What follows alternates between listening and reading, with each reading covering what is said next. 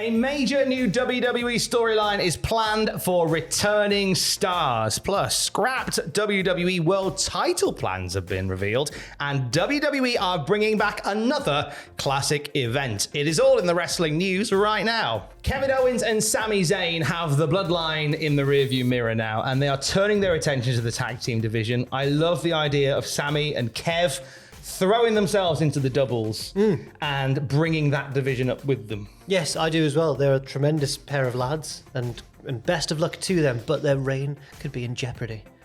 Could certainly be. Worked Wrestling reporting that there are plans afoot not only to reform NXT Tag Team DIY, Johnny Gargano and Tommaso Ciampa, but World Wrestling also say we can now add current plans, have this leading into a feud with Owens and Zayn over the tag team titles. Now that's a feud that I'd like to see multiple matches in. Oh my God. I'd like to see a big series of matches between those teams, because we've seen DIY do it before in that amazing feud with the team now known as FTR back in NXT. Owens and Zayn, I have no doubt, can carry that sort of feud as well. I think they could have some amazing matches. What beautiful parallels we have as well. We have two teams where they've plied their craft on the independent trade a lot of time in some of the same promotions together as well, treading the same boards. They're all former NXT champions. Oh, they are. They're all former NXT champions. They're also these unique unicorns of tag team wrestling who are excellent as a tag team and excellent as opponents. Yes. There's not loads like that. No, and well, I guess the story would be, can either of these teams get along? Not just you know. Can they all coexist? I think, regardless of whether they would become, tag team champions or not, I think that when this version of DIY, if it all happens and goes ahead fine, once that is all said and done, maybe it'll be Gargano getting revenge, turning on Ciampa to break up the team. Because Ciampa obviously ruined everything back in NXT. They've been teaming since about 2015. That was then when they were in the Dusty Rhodes Classic. They were thrown together in that. They faced each other in the Cruiserweight Classic soon after that. Became champions the following year. Had an emotional post-credits breakup at the end of TakeOver Chicago. Amazing scenes. It wasn't our moment. It's my moment. Bang! No one will survive. was that his theme? Yeah. And it was a rivalry that whilst many love, many are skeptical of, because unfortunately it was dogged with injury. Literally the moment after that incredible angle, Ciampa got hurt. Yeah. Well, he was hurt in the match beforehand.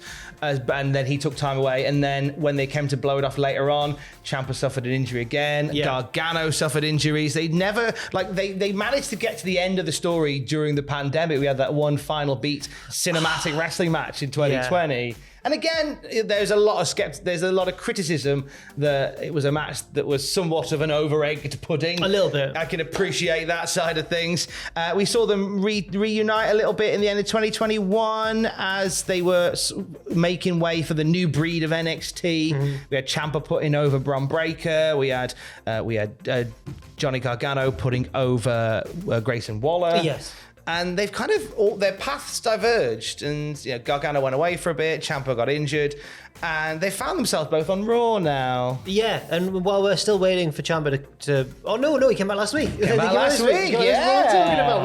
We're not waiting for Ciampa. We're waiting for Gargano to get back on screen, because he was a little bit conspicuous by his absence this week. Here's some exciting thoughts for you. Better Wrestling Experience saying that Tommaso Ciampa was at one point penciled in to face Seth Rollins in the Open Challenge for the WWE World Title. Yeah, but instead we saw this week Finn Balor kind of ruin that. He attacked Rollins during his entrance, I believe. It didn't lead to a match actually happening.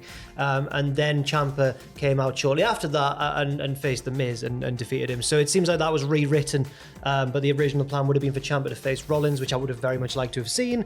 But I guess there's no reason that can't go ahead in future weeks. Now, as well as Ciampa, there was some speculation that Johnny Gargano was meant to be in the mix for this match as well, but Fightful Select have very much put that to bed, haven't they? Yeah, they said it wasn't going to be Gargano. I think they didn't say who. I don't think they said who it was meant to be, but then obviously the Better Wrestling Experience report suggests that it was going to be Ciampa. So I think the takeaway here is that even though they're not officially together yet on screen, Gargano and Ciampa are in close proximity, it seems, on the card, and hopefully At least if you're a fan of DIY, hopefully they collide soon. Converge. Soon. Converge. When we collide, we come together. That's right. Nice.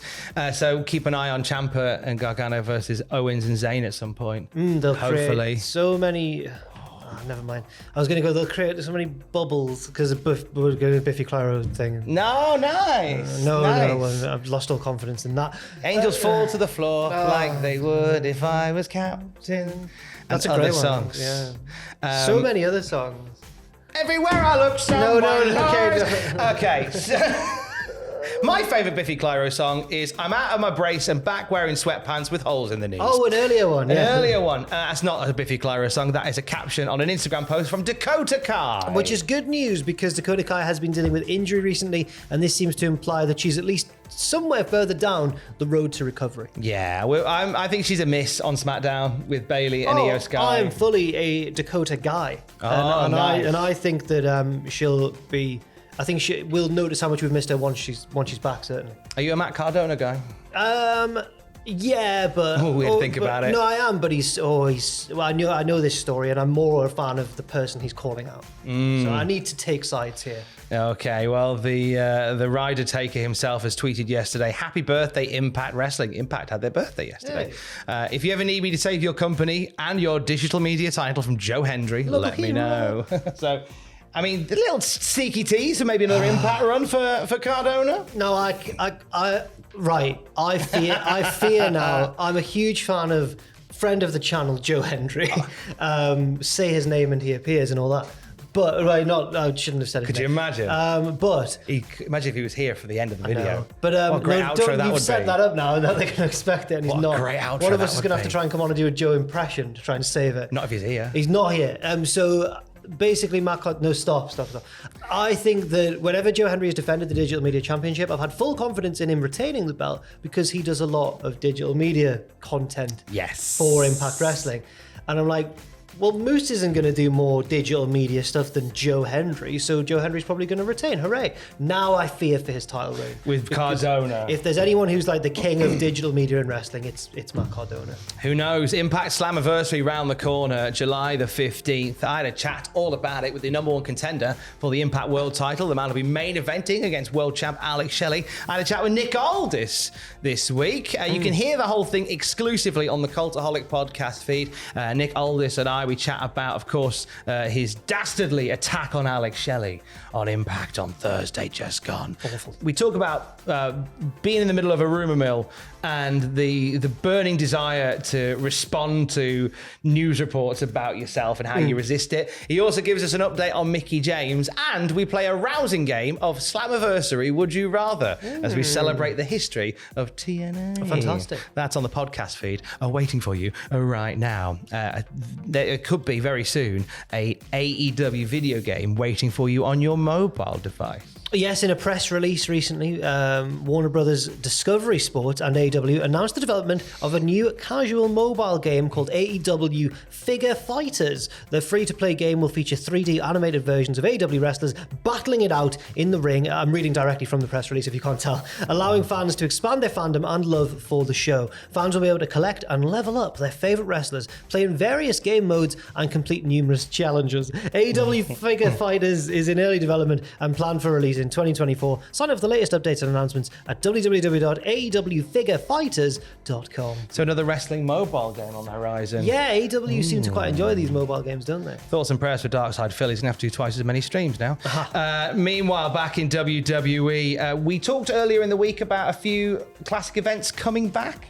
Another one to add to that list. Another one. Yes, absolutely. No DJ Khaled references on the news, Tom. WWE Brother He's News. here, just off screen. with Joe.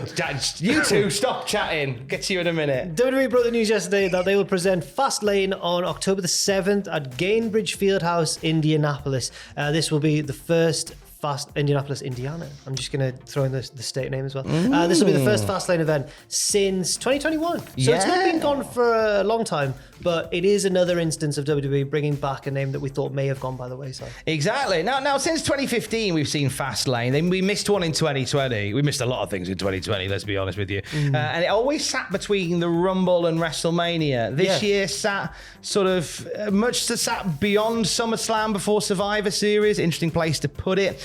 Previous years, we've seen Roman Reigns versus Daniel Bryan. In fact, twice at Fastlane, we saw Roman Reigns versus Daniel Bryan. One on the run-up to WrestleMania 37. Yes. And another, which was during that whole, can we please have that babyface goodness from Daniel Bryan and give it to Roman Reigns, please? Yeah, in 2016 or 15? 2015. Because Roman had just won the Rumble and everyone was sad. This is also where Kevin Owens faced Goldberg for the Universal title. And got squashed. So Fastlane's got a checkered history, I think it's fair to say. A checkered history. It does usually represent, as you say, the road to the Fastlane on the road to WrestleMania. Now, it's placing on the card in the calendar doesn't really make too much sense because there's no road between SummerSlam and Survivor Series unless they're trying to maybe link the two to strengthen what is historically a weak time of year for WWE. I don't know. They're trying to make a road. Maybe. A bypass. There might be. With a nice service station I think nearby. they should do Maybe that. a welcome in. Maybe they are trying to do that, or maybe they're just squeezing it in where they can. I meant comfort in and a welcome break. I got two. I didn't notice. I got two motorway hotels mixed up. I think this is the first time I've ever consciously realised that they're different chains. So there we go. They're no Linton Travel Tavern. I We'll see. say that much. Now, obviously, we've seen a difference in the way that WWE are announcing their live events, and also the difference in the live events themselves. They're not built around match types and stipulations as much anymore. Yeah, it's not as rigid, it's not as arbitrary, like, it's October, time for Hell in a Cell. They've done away with that, and that is a change that I think I'm fully on board with because it makes feuds feel more natural. They don't just need to have a cell match because it's that time of year. Yeah, we don't. You want a feud to earn a Hell in a Cell match rather than Yeah. just happen to exist around Hell in a Cell season. Absolutely. Fightful Select say WWE sources have told them that they've tried to be as strategic as possible with premium live events, locations, and announcing them. Factors of economics, storyline, audience growth are all weighed in while making these decisions. And they also told us by announcing the premium live events individually, it allows each announcement to have its own moment, because beforehand you'd get like a whole running calendar of here's all the events this year, and they're not doing that now. They're staggering them a little bit and allowing a natural build. Yeah, that's good. To be fair, things such as maybe being slightly more adventurous with the location of certain shows, like the one in Puerto Rico recently, like Clash at the Castle, like Money in the Bank that's coming up as well. It does make each one stand out more in the mind. So like when you think back to Backlash this year, in most years, I think by December we'd have gone, what happened to Backlash? What was that again? Whereas this year, instantly you go Backlash, Bad Bunny, Puerto Rico, amazing. Like I think it helps each one stand apart. Yeah. Do you think Fastlane because they're in Indianapolis? The Speedway. Yes, I do, Tom. You've cracked it. You've cracked the case. code. You've solved it. That'll now someone's really annoyed because they've already written that in the comments, and now they'll have to put edit. Oh, you just said it. Still don't like Tom anyway. Now later on today on the Cultaholic YouTube channel, we are getting ready to walk straight through that forbidden door this weekend. Oh yes, we are. It's three pitches, Jack. 3 pitches. 9 whole pitches. I've brought 2/3 off just this week only. I'm bringing 3 to the table, and 2 of my colleagues, I believe it's Ross and Andrew, have also brought 3 pitches to the table. It will make 9 pitches altogether for Forbidden Door. I think there's been only like 4 matches announced for the card so far, but that's made our pitches even more free because we can just add matches if we want. We can do whatever we can do whatever we want. That'll be up on the channel, I believe, later today. Don't tell anybody what you've chosen. No. Because snitches get pitches. And there'll be more wrestling news throughout the day at cultaholic.com. Get in here, lads. Get in here, Calendar. Oh, they've left. They had to catch a bus. We went too long. They've had to go get a bus. How annoying, eh? This isn't my fault. I can't be held all right, responsible. Snitsky. More wrestling news throughout the day, and maybe Joe Hendry in the next one at cultaholic.com. Stay safe. Is this like, wait, No, we got to go. Okay, fine. No, we haven't gone. Is Joe Hendry like you know how like Jimmy Kimmel would always say like apologies to Matt Damon, we've run out of time at the end of every one of his shows. This is like He is now. Apologies to Joe Hendry, we'll have to get him next time. Sorry, Joe. I know you had to get your bus. Yeah, now he is. All right, okay, fair enough. Love you. Bye. Next time.